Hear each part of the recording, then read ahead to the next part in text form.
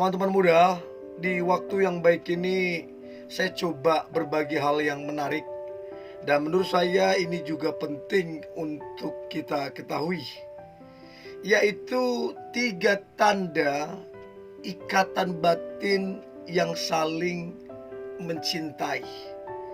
Jadi Anda yang lagi PDKT, lagi dekat dengan seseorang, atau teman-teman yang sedang lagi berpacaran, untuk mengetahui apakah ada ikatan batin di antara kalian, apalagi kalian ngakunya saling mencintai, maka jelas ada tandanya. Dan saya berharap ini bisa membuat teman-teman menilai apakah kalian sebenarnya saling mencintai, apakah sebenarnya ada ikatan batin atau tidak. Oke? So, berikut tanda ikatan batin yang saling mencintai. Yang pertama, tentunya akan saling mencari ataupun kecarian. Jadi kalau ada ikatan batin di antara kalian, maka pasti kedua-duanya akan saling mencari. Baik si cewek ataupun si cowok akan saling mencari. Bahkan sekalipun kalian baru ketemu, tapi udah kecarian, udah saling tanya. Nah, coba cross check, apakah ada hal itu terjadi. Jangan sampai udah berhari-hari gak kecarian, atau bahkan berbulan-bulan gak kecarian. Itu namanya tidak ada ikatan batin. Itu namanya tidak mencintai.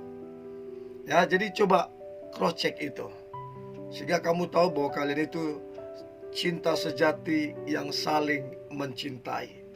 Itu yang pertama. Lalu yang kedua adalah saling memperhatikan, atau istilahnya saling peduli.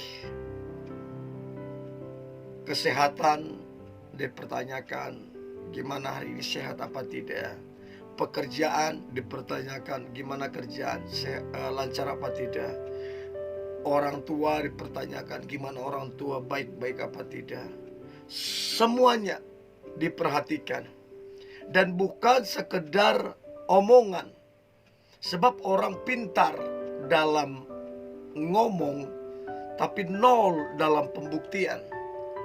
Untuk itu perlu diperhatikan, apakah kedekatan itu ataupun hubungan itu ada ndak saling memperhatikan. Jangan sampai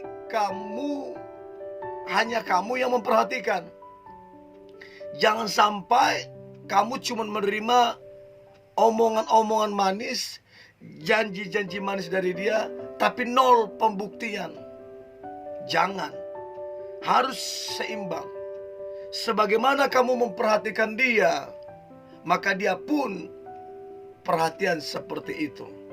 Bahkan bisa jadi lebih besar perhatian dia. Itu namanya ada ikatan batin. Itu namanya saling mencintai kalian berduanya. Dan yang terakhir adalah tanda ikatan batin yang saling mencintai, adanya saling keterbukaan. Cowok terbuka mengenai keluarganya, terbuka mengenai kesehariannya, terbuka mengenai pekerjaannya, terbuka mengenai dia lagi sendiri apa tidak, lagi dekat sama siapa apa tidak. Semuanya terbuka.